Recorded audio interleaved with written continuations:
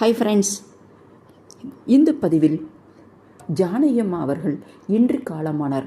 Nightingale of south India என்று அழைக்கப்படும் ஜானகியம்மா 88 வயது ஆகின்றது அவர்களுக்கு. அவரை பற்றி நாம் இந்த பதிவில் பார்க்கலாம். அவருடைய சாதனைகளையும் நாம் இப்பொழுது பார்ப்போம். ஆந்திர மாநிலம் குண்டூர் மாவட்டத்தில் உள்ள பல்லபட்லா என்ற ஊரில் 1938 வருடம் ஏப்ரல் 23ஆம் தேதி பிறந்தார். இவரது இசை பயணம் தனது 10 வயதிற்குள் கர்நாடக இசையை கற்றுக்கொண்டு மேடைகளில் பாடத் தொடங்கினார். 1957ஆம் ஆண்டு விதியின் விளையாட்டு என்ற திரைப்படத்தின் மூலமாக பின்னணி பாடகியாக வாழ்ந்தார். மற்றும் புகழ்பெற்ற பின்னணி பாடகியான இந்த ஜானகியம்மா 18க்கும் மேற்பட்ட மொழிகளில் 40,000த்திற்கும் அதிகமான பாடல்களை பாடியுள்ளார். தென்னிந்தியாவின் நைட்டிங்கேல் என்ற அன்போடு அழைக்கப்படும் இவர் 60 ஆண்டுகளுக்கும் மேலாக தனது இசை பயணத்தில் பல தலைமுறை ரசிகர்களை தன் குரலால் கட்டி போட்டார்.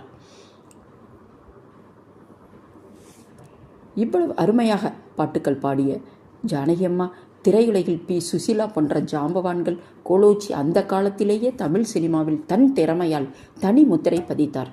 MS. Viswanathan, K V. Mahadevan, A R. Rahman, Ilaiyaraaja போன்ற முன்னணி இசை அமைப்பாளர்களுடன் இணைந்து பல மறக்க முடியாத பாடல்களை தந்துள்ளார்.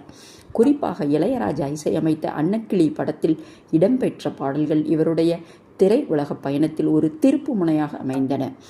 சிறப்புக்கள்: சோகம், காதல், பக்தி, குறும்பு என எந்த உணர்ச்சியையும் தன் குரலில் மிக தத்ரூபமாக வெளிப்படுத்தக்கூடியவர். குழந்தை குரலிலும் மிகச் சிறப்பாக பாடும் ஆற்றல் பெற்றவர் ஜானகியம்மா. மற்றும் தொடக்க காலத்தில் ஆந்திர பிரதேசத்தில் குண்டூர் மாவட்டத்தில் பிறந்தார். சாதனைகள் 60 ஆண்டுகளுக்கும் மேலாக இசை பயணத்தில் 48,000க்கும் அதிகமான பாடல்களை பாடியுள்ளார். தென்னிந்தியாவின் நைட்டிங்கேல் என்று அழைக்கப்படுகிறார். இவரது சாதனைகள் தமிழ் உட்பட பல மொழிகளில் 48,000க்கும் அதிகமான பாடல்களை பாடி சிறந்த பின்னணி பாடகிக்கான 4 தேசிய விருதுகளையும் பல்வேறு மாநில அரசுகளின் விருதுகளையும் ஜானகியம்மா வென்று உள்ளார்.